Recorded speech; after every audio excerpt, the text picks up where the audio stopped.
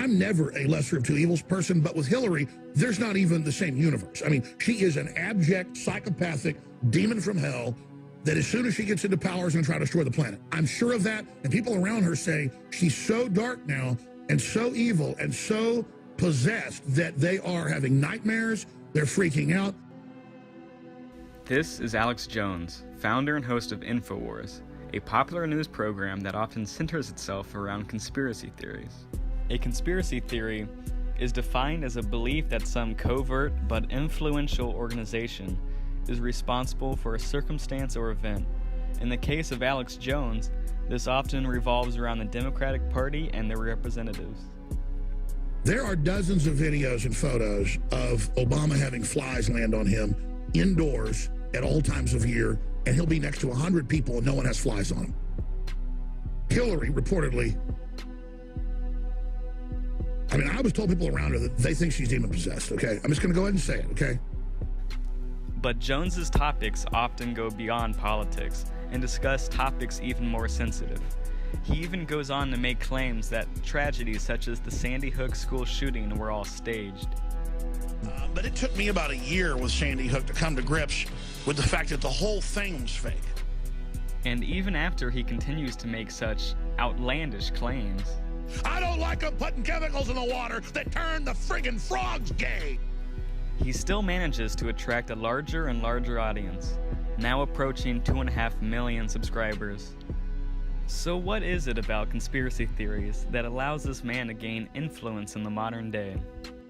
To understand, we need to look back in time to the origin of such conspiracies. Where do conspiracies come from? If we look back in our history books, we can see a wide variety of examples. Conspiracies are not only topics manufactured by present-day media. In fact, they have been around for thousands of years. In the past, there have been many occurrences of conspiracy. Myths, witchcraft, ghost stories, and supernatural sightings can all be considered types of conspiracies before the technological age. Although these ideas were spread through different means of communication, their prominence in previous and today's culture cannot deny their widespread success. Myths, for instance, are a common type of conspiracy. Many societies across the world have unique lore that defies reality. Myths are generally crafted stories that detail adventures of magic and mythic creatures. They depict accounts of higher beings, such as Roman, Greek, Egyptian, or Norse gods and their dealings with mankind. In these specific stories, there are uses of unfathomable acts of power that defy human reality. Witchcraft is a conspiracy as old as time. Throughout history, there have been many claims of people conjuring spells and manipulating magic. Some of the oldest accounts of witches can be found in ancient texts and mythological stories. For example, in the Hebrew Bible, there is accounts of witches. The Witch of Endor in the Book of Samuel is thought to be an oracle for the biblical figure Saul. In many mythological stories, there are experiences with oracles. And in medieval folklore, like Beowulf and King Arthur, there are references of sorcerers and magic. Over hundreds of years, the widespread fear of witchery continued to emulate through many different cultures. In 1324, the first person to be tried as a witch, Alice Kyteler of Kilkenny, Ireland, was sentenced to death. In 1431, Joan of Arc was tried for using sorcery during the 100 Years' War, and then executed. Trials against suspected witches would continue to gain popularity until the height of persecution in the late 1600s. In 1692 and 1693, around 200 people were convicted of witchery, resulting in the execution of 19 people during the infamous Salem witch trials. Like witchcraft, ghost stories can be traced back into ancient folklore. There are countless stories of haunted places, homes, objects, and people. There have been many documented ghost sightings throughout history, some even with famous specters like Henry VIII and Marilyn Monroe. One of the earliest accounts of a spirit comes from Roman statesman Pliny the Younger. In his personal account, he describes the spirit of an old man with chains inhabiting his house. Like many other hauntings, Pliny described this man to be haunting the building he lived in. Cemeteries, homes, abandoned buildings, and museums are common places that are said to be haunted. These locations are usually said to have high energy levels or a significance to the spirit that inhabit them. Towns tend to harbor many spirits from battles, natural disasters, and tragedies. With many stories about haunted places and towns, people began to believe that there were ways to contact the departed. By becoming a popular belief, spirits and the attempts to contact them became a societal movement. In 1848, modern spiritualism surged across the world. After the passing of loved ones, families desperately wanted to contact their deceased relatives. To establish a connection to the other plane, people used Ouija boards, seances, and psychic mediums to attempt to speak to their loved ones. The spread of these conspiracies before the age of technology was primarily done through word of mouth and eventually literature. Before written accounts were widespread across the world, people relied on public leaders to provide knowledge to the masses. When passing these fables from person to person, details would be misstated or interpreted differently. Over time, stories changed and morphed to fit the audience. Once the idea gained traction in a culture, it would begin to spread to other cultures. Mass communication before a technological age was a slow game of telephone, and with fear beginning to manipulate claims of the supernatural, the unknown became a source of panic. Written accounts would later be introduced to society, further spreading of these ideas. As access to these ideologies increased, people began to interpret ideas on their own and tell the stories they believed in. What makes people believe in these conspiracies? Some theories are based off of some type of evidence, but this only applies to a few. Many studies have been done over this topic, and the researchers came to a conclusion of a couple different factors that affect a conspiracy theorist, and one of them is cognitive bias. Cognitive bias is when a human being makes a judgment and decision on something depending on their experience or favoritism. One type of cognitive bias that influences theorists is confirmation bias. People have a tendency to believe what they already know and reject anything that opposes to these thoughts. Another type of cognitive bias is proportionality bias, where people think that big events have big causes. This can be easily seen in the 9/11 conspiracy theories. There are many people that believe that the government or some other force engaged to the terror when there is no evidence to do so. However, the large scale of the event caused people to believe in these conspiracies and support them. The last type of cognitive bias that will be discussed is illusory pattern perception. Sometimes you'll be surprised on how people look at two different things and come up with a pattern or a relation to it, although many of these turns out to be just from fortune. One big reason why people believe in the conspiracy comes from their political views. The government is always a popular topic for the people, especially with conspiracies. There are so many myths related to it that it is always discussed in the news. For example, the Trump-Russia affair is an ongoing topic where people still debate about either there was a relation with Trump's election with Russia or not. This can be linked back to the confirmation bias that we discussed earlier.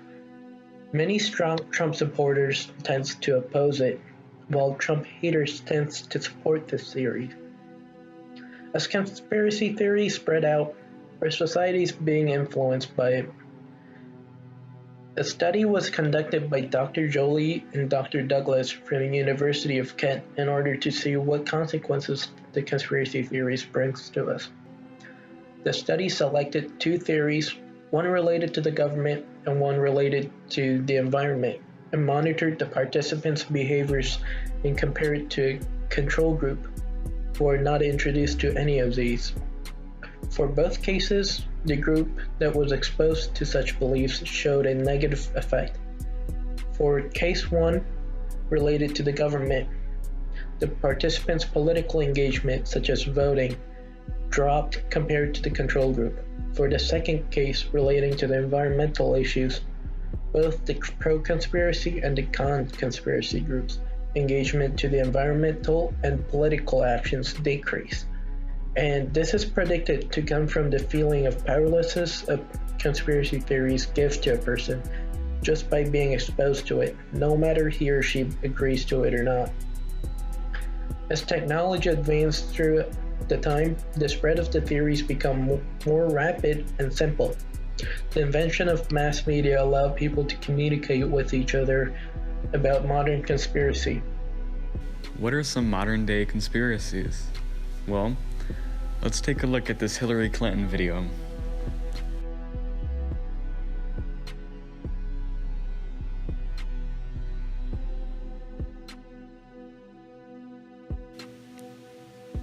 Well, what if I was to tell you that wasn't actually a video of Hillary Clinton? It was just a person that looked pretty similar to her. Here they are, side by side.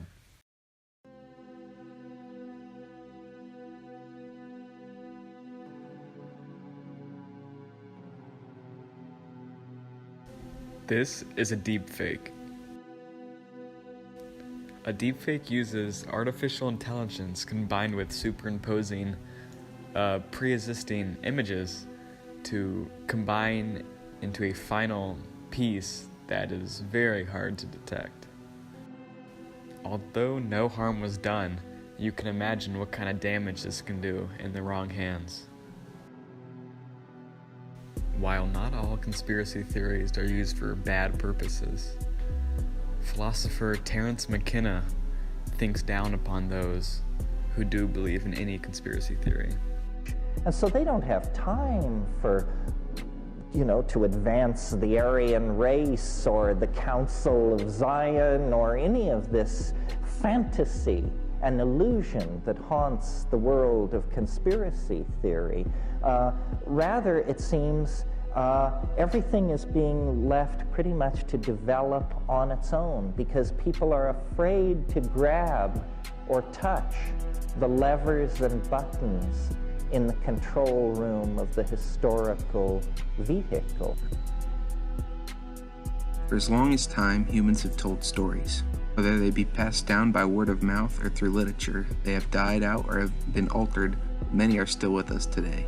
Such stories as those involving monsters and witches have fascinated humans forever, and so they remain with us to this day.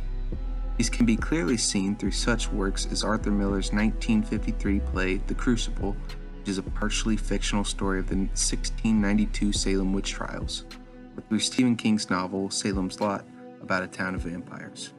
Or even the Animal Planet series Lost Tapes, a found-footage series that shows mythical monsters found by everyday people. However, as civilization has advanced into a new era, where almost any kind of information can be found no more than a search away, new stories are being told.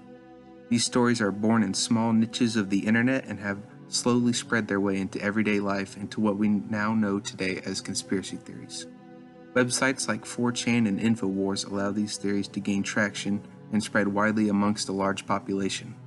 They can also lead to violence, which can be seen in an attack on a DC pizza shop. A man following the popular InfoWars site brought to life the Pizzagate theory that this shop was trafficking children.